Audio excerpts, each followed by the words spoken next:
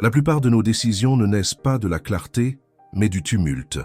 Un mot de travers, un souvenir douloureux, une attente déçue, et voilà que notre cœur s'agite, notre souffle se raccourcit et nos actes se teintent de réactivité. Sans même nous en rendre compte, nous confions les rênes de notre vie à des émotions passagères, comme on donnerait un navire au vent sans capitaine. Le problème n'est pas de ressentir. Ressentir est humain. C'est d'y croire sans questionner. Nous agissons en pensant être libres, alors que nous sommes souvent menés par les échos de blessures non guéries, par des schémas anciens qui s'activent dans l'ombre. Les moines le savent, ce que l'on ne voit pas nous gouverne, ce que l'on observe se transforme. C'est pourquoi ils s'asseyent, en silence, en présence, non pour fuir le monde, mais pour cesser de fuir leur propre monde intérieur. Comprendre nos émotions, ce n'est pas les supprimer. C'est apprendre à ne plus leur obéir aveuglément. C'est apprendre à écouter sans se perdre, à ressentir sans s'effondrer. Car entre le stimulus et la réponse, il existe un espace. Et dans cet espace réside notre liberté. Le silence n'est pas une absence. Il est une présence plus fine, plus subtile que beaucoup redoutent. Dans le silence, il n'y a plus d'échappatoire. On ne peut plus accuser l'autre, ni chercher refuge dans le bruit. On se retrouve face à soi-même, face à ses tempêtes, ses manques, ses colères endormies. Mais c'est aussi là que commence la guérison. Les moines ne cherchent pas à contrôler le silence. Ils l'écoutent, ils s'y abandonnent. Et peu à peu, ce qui semblait chaos devient murmure. Ce qui faisait peur devient clair. Car le silence, s'il est habité avec amour, révèle ce que les mots ne peuvent atteindre. Dans ce silence, on découvre que la paix n'est pas un état sans pensée, mais un espace où l'on n'est plus prisonnier d'elle. Ce n'est pas un monde vide, c'est un monde profond, là où l'émotion se déploie sans dominer, comme un nuage qui passe dans le ciel sans jamais ternir l'éclat du bleu. Les moines apprennent ainsi à ne plus réagir au vacarme intérieur. Ils apprennent à regarder, à ressentir, à comprendre. Car ce n'est qu'en habitant pleinement le silence qu'ils peuvent entendre la vérité de leur propre cœur. Avant de parler, les moines se demandent « Est-ce nécessaire? Est-ce bienveillant? Est-ce vrai ?» Et avant d'agir, ils regardent en eux, car ils ont compris que toute action naît d'un état intérieur. Semer la paix à l'extérieur exige d'abord de la cultiver en soi. Regarder en soi, ce n'est pas s'enfermer dans l'analyse, c'est observer sans juger, accueillir sans résister. Cela demande du courage, le courage de voir nos parts d'ombre sans s'identifier à elles, le courage de reconnaître que parfois, ce n'est pas l'autre qui provoque la colère, mais une douleur ancienne que l'autre ne fait que réveiller. Quand on regarde en soi, on apprend à ne plus projeter. On cesse de vouloir changer l'extérieur pour apaiser son intérieur. Et on découvre une vérité essentielle. Ce qui nous touche profondément révèle où notre attention doit se poser. Cet art de l'introspection, les moines le pratiquent chaque jour, non pour se détacher du monde, mais pour s'y relier avec plus de justesse. Car une action juste ne vient jamais d'un esprit agité, mais d'un cœur lucide et ouvert. Réagir, c'est l'impulsion, c'est le mot qui fuse, le geste qui déborde, l'énergie qui explose. Réagir, c'est se faire l'esclave de l'instant, sans recul, sans présence. C'est vivre à la surface, là où les vagues nous malmènent au moindre vent.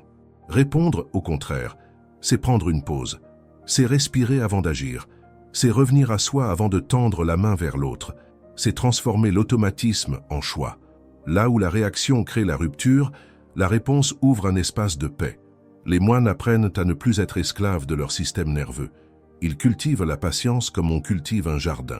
Ils savent que derrière chaque émotion se cache une énergie, et que cette énergie peut nourrir soit la destruction, soit la compassion. Cette première erreur émotionnelle, réagir sans conscience, est peut-être la plus fréquente, mais aussi la plus accessible à transformer. Il suffit parfois d'un souffle, d'un battement d'attention pour éviter des blessures inutiles. Apprendre à répondre, c'est offrir au monde une version de soi plus claire, plus apaisée, plus vraie. Une émotion est réelle. Elle est vivante. Elle a une température, un rythme, une couleur, mais elle n'est pas en soi une vérité. Ce que je ressens n'est pas forcément ce qui est. C'est une perception, souvent teintée par le passé, le mental, les peurs. Quand je ressens de la colère, cela ne veut pas dire que l'autre a tort. Quand je ressens de la peur, cela ne veut pas dire que je suis en danger. Et pourtant, Combien de fois laissons-nous nos émotions dicter ce que nous croyons être vrai? Les moines apprennent à distinguer le ressenti du réel. Ils accueillent l'émotion, mais ne s'y enferment pas. Ils observent ce qu'elle dit, sans prendre tout pour argent comptant. Car l'émotion est une messagère, pas une maîtresse. Elle montre un besoin, une blessure, une tension, mais elle ne dit pas toujours la vérité du présent. Faire cette différence, c'est se libérer. C'est retrouver le pouvoir de choisir ses croyances. C'est comprendre que l'on peut honorer ce que l'on ressent tout en gardant les yeux ouverts sur ce qui est. Dans la solitude de l'esprit, il est courant d'entendre une voix sévère, une voix qui murmure « Tu ne devrais pas ressentir cela », comme si la tristesse était une faiblesse, comme si la jalousie faisait de nous de mauvaises personnes, comme si la peur était honteuse. Mais juger nos émotions, c'est ajouter de la souffrance à la souffrance. C'est refuser une part de soi qui demande seulement à être vue avec tendresse. Les moines apprennent très tôt que la véritable libération ne vient pas du contrôle, mais de l'acceptation lucide. Se juger pour ce que l'on ressent, c'est entretenir un combat intérieur sans fin. C'est tourner le dos à son humanité. Or, dans le regard du Bouddha, aucune émotion n'est condamnée. Toutes peuvent être accueillies comme des visiteurs, traitées avec respect, puis laissées partir. Quand on cesse de se juger, quelque chose de miraculeux se produit. On commence à guérir. Ce n'est pas l'émotion qui était le problème, mais la manière dont on s'y agrippait, la manière dont on se définissait à travers elle. Et dans cette reconnaissance douce naît un espace de paix où même les émotions les plus sombres trouvent enfin un lieu pour se déposer. Il est paradoxal de penser que nous nous attachons parfois à notre propre souffrance. Et pourtant, combien de fois restons-nous enlacés à la colère, à la nostalgie, à la mélancolie, comme si elles définissaient notre identité. Les moines observent ce phénomène avec beaucoup de clarté. L'attachement ne concerne pas seulement les objets ou les personnes, il concerne aussi les états intérieurs. On s'habitue à une émotion comme à une vieille chanson, même si elle nous fait mal. Mais les émotions sont comme les nuages dans le ciel. Elles viennent, elles passent. Elles ne sont jamais permanentes. S'attacher à elles, c'est vouloir figer l'impermanence. C'est construire sa maison dans un courant d'eau. Libérer l'attachement aux états émotionnels, ce n'est pas devenir froid. C'est accepter que tout passe. C'est permettre à l'énergie de circuler sans la retenir, sans vouloir la revivre ou la prolonger. C'est vivre chaque moment avec sincérité, sans le transformer en prison intérieure. Et dans ce lâcher-prise, on découvre un espace de clarté où la joie peut naître sans dépendance, où la tristesse peut exister sans drame. Je suis en colère, je suis triste. Ces mots sont si communs et pourtant si piégeux, car dire je suis, c'est se confondre avec l'émotion, devenir elle, s'enfermer dans sa forme. Les moines apprennent à changer le langage intérieur. Ils disent plutôt « une colère traverse mon esprit ». Ce n'est pas un détail de langage, c'est une posture intérieure. Ce que je ressens n'est pas moi. C'est une expérience temporaire dans le champ de ma conscience. S'identifier à ces émotions, c'est comme se prendre pour la pluie quand on est le ciel. C'est oublier que ce que l'on observe, on ne l'est pas. Nous ne sommes pas la peur, ni l'euphorie, ni la tristesse. Nous sommes l'espace dans lequel ces choses apparaissent et disparaissent. En dénouant cette confusion, une liberté nouvelle émerge.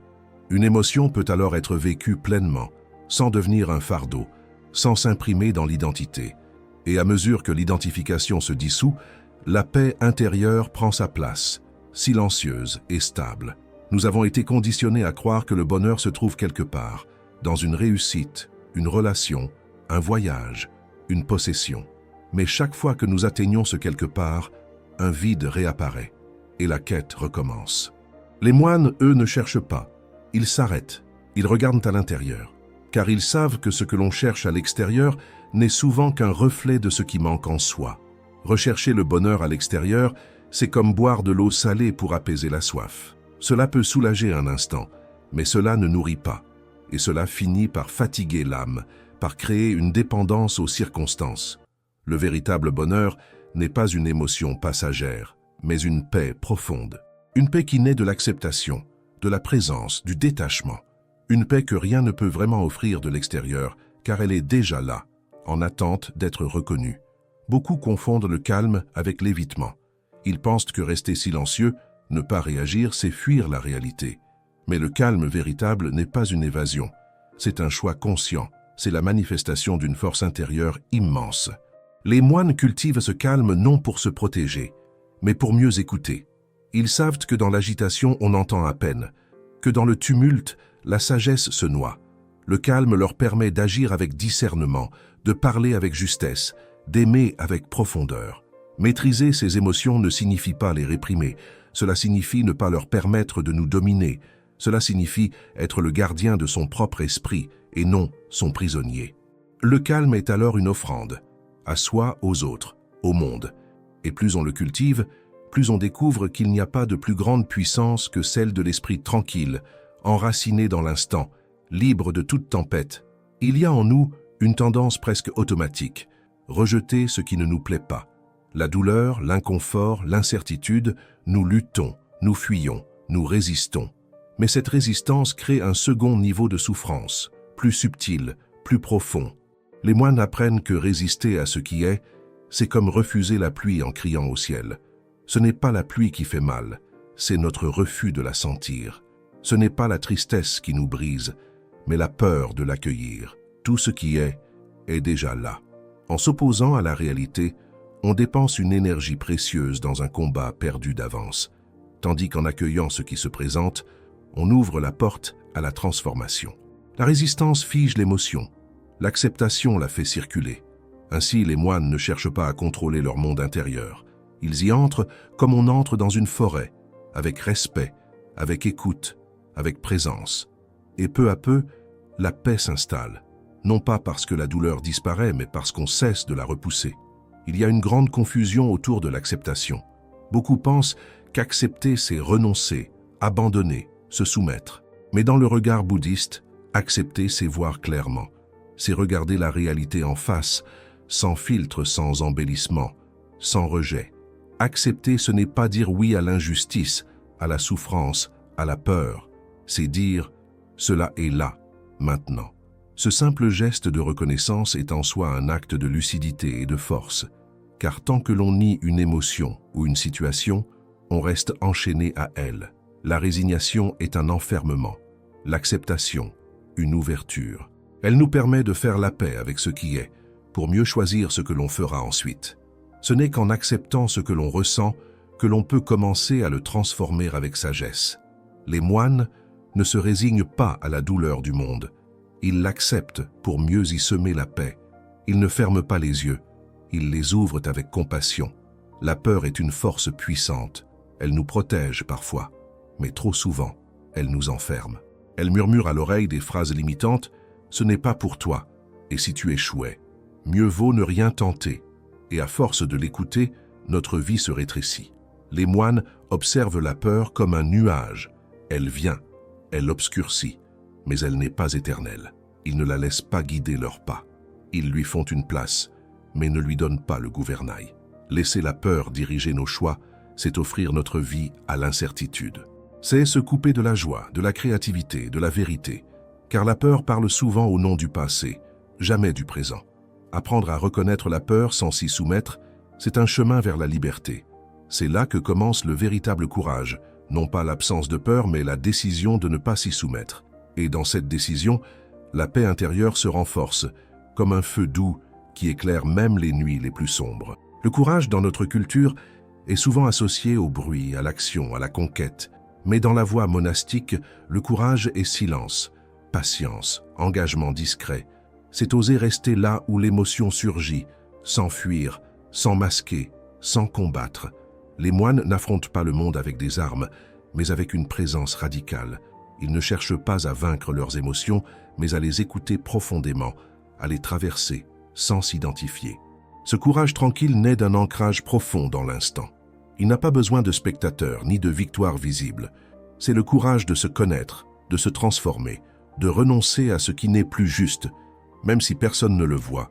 Et c'est peut-être la forme de courage la plus rare aujourd'hui, celle de celui qui choisit la paix plutôt que le combat, la clarté plutôt que la réaction, la compassion plutôt que la peur. Nous passons une grande partie de notre vie ailleurs, dans le passé, à ressasser, dans le futur, à anticiper. L'instant présent devient un simple couloir que l'on traverse sans le voir. Mais c'est ici, maintenant, que la vie se déroule. Et c'est ici que les moines choisissent de vivre pleinement. Vivre sans conscience, c'est vivre en pilotage automatique. C'est réagir sans voir, parler sans écouter, manger sans goûter, aimer sans présence. C'est perdre goutte à goutte la substance de notre existence. Les moines s'entraînent à ramener leur esprit à chaque respiration. Ils marchent lentement, mangent en silence, écoutent en profondeur. Non pour ralentir la vie, mais pour en goûter chaque nuance, chaque vibration subtile. La pleine conscience n'est pas une technique, c'est une manière d'être. C'est l'art de s'éveiller à la beauté simple de ce qui est. Et c'est là que la vie redevient sacrée. Non pas spectaculaire, mais authentique, vivante, entière. Être présent, vraiment présent, c'est un acte d'amour envers soi-même et envers le monde. Ce n'est pas seulement un concept spirituel, c'est une manière de regarder, de respirer, d'exister. Dans cette qualité de présence, tout change de texture. Même les choses ordinaires deviennent sacrées. Les moines font de la présence un pilier de leur vie. Ils ne la recherchent pas dans les grands moments, mais dans chaque geste. Poser un bol, ouvrir une porte, écouter un oiseau. Dans ces instants simples, le mental s'apaise et le cœur s'ouvre. La paix intérieure n'est pas une destination, c'est une manière de marcher. Et cette marche commence avec la pleine présence. Quand l'esprit est ici, le tumulte cesse. Le passé n'a plus d'emprise. Le futur ne nous emporte plus. On redevient maître de soi. Cette qualité de présence est un entraînement. Elle se cultive avec patience, comme on entretient un feu fragile. Mais chaque instant de vraie présence est un acte de guérison. Car dans cette attention offerte au moment, nous retrouvons notre nature essentielle. Paisible, aimante, éveillée. Nous vivons dans un monde bruyant. Informations, notifications, obligations. Tout appelle notre attention vers l'extérieur. Mais à force d'écouter ce vacarme, nous perdons le lien avec notre intériorité. Et c'est dans ce vide que naissent l'agitation, l'anxiété, la fatigue profonde. Se détacher du tumulte ne veut pas dire fuir le monde. Cela signifie choisir consciemment où poser son regard, son énergie, son souffle. Les moines apprennent à créer des espaces de silence au milieu du bruit, à se retirer intérieurement même en pleine activité. En se détachant du tumulte, on découvre un trésor souvent oublié, la clarté. Ce calme intérieur devient un guide fiable, une boussole dans le chaos. On n'est plus emporté par chaque émotion ou distraction. On devient le centre stable de sa propre vie. Et dans cette distance choisie, quelque chose d'essentiel émerge. La capacité d'aimer sans se perdre, d'agir sans s'épuiser, d'être en paix, sans conditions extérieures. Une émotion, lorsqu'elle est vue avec lucidité et tendresse, devient une porte vers la sagesse. Les moines ne rejettent pas leurs émotions, ils les transforment. Ils les observent avec une attention aimante, comme on écouterait un enfant qui souffre. La colère, par exemple, devient une source d'énergie à rediriger vers l'action juste. La peur révèle ce qui a besoin d'être protégé. La tristesse montre ce à quoi nous tenons profondément. Rien n'est inutile, rien n'est à jeter. Tout peut être transmué. Ce processus demande du temps, de la patience, de l'honnêteté, mais il est profondément libérateur, car les émotions ne sont plus vues comme des ennemis à combattre, mais comme des maîtres intérieurs. Elles montrent où ça fait mal, mais aussi où ça peut guérir. Ainsi, les moines avancent sur leur chemin non en rejetant ce qu'ils ressentent, mais en apprenant à en faire un feu de lumière plutôt qu'un feu de destruction. Le souffle est le pont entre le corps et l'esprit. Il est toujours là, fidèle, discret. Les moines en font leur plus proche allié, car en revenant au souffle, on revient au présent. Et en revenant au présent, on sort du labyrinthe mental. Inspirez, expirez, doucement, consciemment. Cela semble si simple. Et pourtant, ce geste répété avec attention devient une ancre puissante. Le souffle nous montre le rythme naturel de la vie. Accueillir, relâcher, prendre, donner. Rien ne dure, tout circule. Dans les moments de tourmente, revenir au souffle, c'est comme poser les pieds sur une terre ferme. C'est un acte de recentrage immédiat. L'émotion perd de son intensité. L'esprit retrouve un peu de clarté. Le cœur s'ouvre à nouveau. Les moines ne cherchent pas à contrôler le souffle. Ils le suivent, ils l'écoutent. Et ce faisant, ils écoutent aussi la vie elle-même.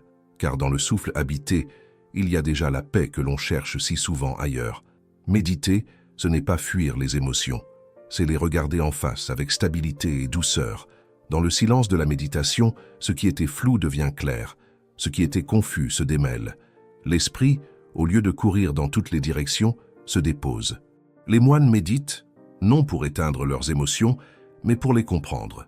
Ils créent un espace où chaque sensation peut exister sans jugement. Et dans cet espace, l'émotion se révèle. Elle montre son origine, son intensité, son impermanence. Méditer, c'est apprendre à ne plus être emporté. C'est devenir l'observateur attentif, l'ami bienveillant de soi-même. Peu à peu, les vagues intérieures perdent leur pouvoir. On n'est plus à leur merci. On apprend à surfer au lieu de se noyer. Et dans cette clarté émotionnelle naît une paix profonde, non pas parce que l'on ne ressent plus, mais parce que l'on n'est plus possédé par ce que l'on ressent.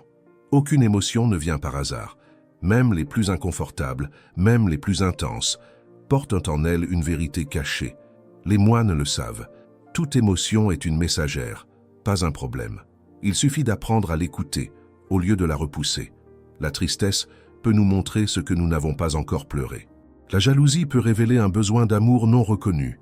La colère peut indiquer une limite franchie ou une valeur trahie. Rien n'est à condamner, tout est à explorer. Cette écoute bienveillante transforme le rapport à soi. On ne se bat plus contre l'émotion. On s'en approche avec respect, comme on ouvre une lettre précieuse, même si son contenu dérange. Ce que l'on découvre, c'est soi, nu, authentique, vivant. Et dans cette rencontre avec soi-même, le cœur s'ouvre, la conscience s'élargit. Et l'émotion, ayant livré son message, peut enfin s'apaiser, comme une vague qui revient à l'océan. Faire des erreurs émotionnelles ne signifie pas échouer.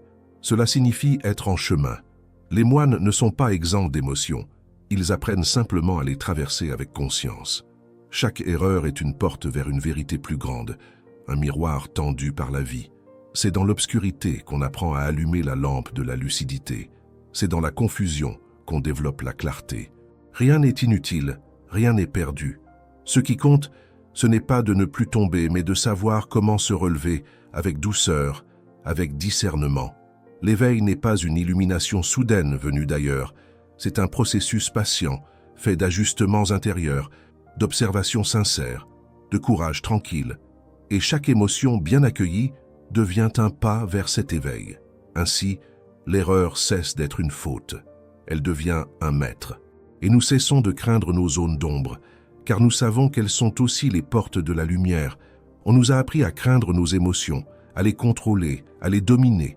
Mais si elles étaient, en réalité, nos plus fidèles alliés, et si chaque émotion, même la plus inconfortable, était une boussole vers quelque chose d'essentiel.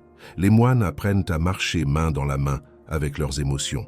Ils ne les placent ni sur un piédestal, ni sous un couvercle. Ils les honorent. Car ces guides intérieurs savent pointer l'endroit où nous ne sommes pas encore en paix, l'espace où l'amour ne circule pas encore librement. Changer de regard sur les émotions, c'est transformer la vie. C'est ne plus fuir. C'est ne plus se haïr pour ce que l'on ressent. C'est écouter, apprendre, grandir. Et peu à peu, le cœur s'élargit. Il devient assez vaste pour accueillir la peur, la joie, la colère, la tendresse, sans se perdre. Assez vaste pour aimer sans condition, même les parties de soi qu'on avait oubliées. Il y a dans les yeux des moines une douceur silencieuse, une compassion qui ne juge pas. Ce regard, ils ne l'ont pas reçu.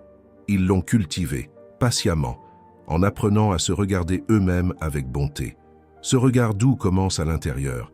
Il naît du refus de la dureté envers soi. Il se nourrit de silence, de vérité, de patience.